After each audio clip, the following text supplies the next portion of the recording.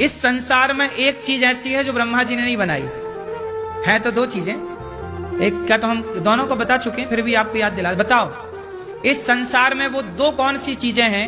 आप कहते हो ना संसार में जो है सब ब्रह्मा जी का बनाया हुआ है, ये सृष्टि किसकी है? बोलो, ब्रह्मा जी की। क्योंकि उत्पन्न करने वाले ब्रह्मा, पालन करने वाले विष्णु और संहार करने वाले शिव, यही तो है ना। तो ब्रह्मा जनरेटर, भगवान विष्णु ऑपरेटर, शंकर जी। तो ये तीन शक्तियां हैं। अब आपको यह बताना है कि ब्रह्मा जी ने सब कुछ बनाया है, सही है, लेकिन दो चीजें इस संसार में ऐसी हैं जो ब्रह्मा जी ने नहीं बनाया। बताओ क्या? तो सृष्टि है वो, उनमें दो चीजें हैं जो ब्रह्मा जी ने नहीं बनाई। एक तो है कमल का पुष्प, एक है कमल। कमल को किसने बनाया? ब्रह्मा जी ने नहीं बनाया। कमल को किसने बनाया? कमल से ही भगवान नारायण की नाभि से कौन निकला? कमल का पुष्प। उस कमल के पुष्प पर ब्रह्मा जी प्रकट हुए। मतलब कमल का पुष्प जो है वो ब्रह्मा जी से भी पुराना है। पहले कमल का पुष्प आया, फिर ब्रह्मा जी आए। हाँ या ना? बोलो हाँ कि ना। इसलिए भगवान की जो भी उपमाएं दी जाती हैं वो कमल के पुष्प से दी जाती हैं।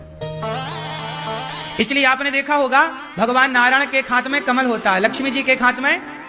हाँ, आपको एक बात बताऊं, हो सके तो कमल का पुष्प कभी कहीं मिल जाए तो कमल का पुष्प भगवान को, भगवान नारायण को, लक्ष्मी को अर्पण करने से यश भी बढ़ता है और धन भी बढ़ता है। इसलिए लक्ष्मी नारायण भगवान यहां बैठे हैं ना, उन्हें नारायण भगवान के हाथ में क्या है?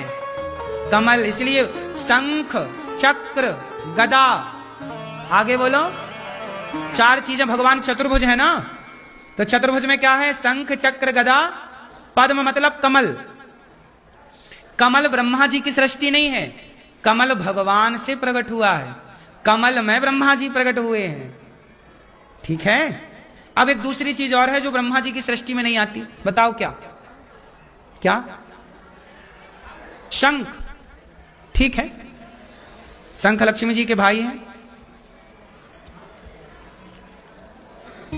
है, सुनो, दूसरी चीज है नारियल, श्रीफल।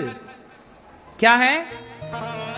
मैया, ये देखो सो रही है मैया, सो गई मेरी मां।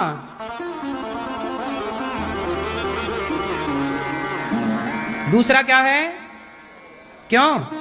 नारियल को किसने बनाया? मतलब नारियल की सृष्टि कहां से हुई? सुनो, मैया, बैठ जाओ मेरी मां, बैठो मेरी मां। सुनो, नारियल को किसने बनाया? एक बार विश्वामित्र जी को आ गया अभिमान कि ब्रह्मा जी सृष्टि कर सकते हैं तो मैं भी तो कर सकता हूं। तो विश्वामित्र जी ने अपनी तरफ से नई सृष्टि करने के लिए उन्होंने नई सृष्टि लॉन्च कर दी। तो शुरुआत कहां से की? नारियल। नारियल क्या है? नारियल विश्वामित्र जी की सृष्टि की शुरुआत थी। बाद में भगवान ने रोका, इसलिए नारियल को ध्यान से देखा होगा तो नारियल में ना जैसे बच्चा पेट में होता है, बच्चा पेट में तो काहे में होता? पानी के भीतर। इसलिए नारियल के भीतर पानी होता है। और नारियल में भी दो आंखें देखी होंगी आपने। मतलब जैसे स्त्री के गर्भ में बच्चा गया, 2 महीने का है, और 2 महीने के बाद यदि बच्चा बाहर आ जाए किसी कारणवश महिला के गर्भ से, तो क्या वो बच्चा काम का होगा? लेकिन आकार तो पूरा दिखेगा, है बच्चा छोटा सा। उसी तरह नारियल ब्रह्मा विश्वामित्र जी की सृष्टि में शुरुआती था। मतलब 2 महीने का बच्चा मान लो, और वो बढ़ता तो वो डेवलप होता, फिर आगे सृष्टि होती, लेकिन उसे रोक दिया गया भगवान के, तो तुम ना करो, फिर व्यवस्थाएं बिगड़ जाएंगी। तो विश्वामित्र जी ने जो सृष्टि की, उस सृष्टि में केवल नारियल बना पाए। इसलिए नारियल में देखो बाल भी होते हैं, जटा होती है, आंख होती है, भीतर पानी है ना। वो सृष्टि थी, बाद में रोका, तो फिर जस का तस वो नारियल के रूप में उतना तो रही। विश्वामित्र जी बोले अच्छा हमारी इतनी सृष्टि तो रखो, ठीक है इतनी रखेंगे। इसलिए जब कोई भी हिंदुओं में शुभ कार्य होता है तो नारियल तोड़ा जाता है, मतलब वह एक बलि मानी जाती है। जैसे बकरा नहीं चढ़ाते लोग। ओह राधे राधे, ये तो बिल्कुल नई बात है, मुझे तो पता ही नहीं था। मतलब दूर दूर तक नहीं पता था इस बात का कि ये 2 चीज़ें ऐसी हैं जिनकी रचना ब्रह्मा जी ने नहीं की है।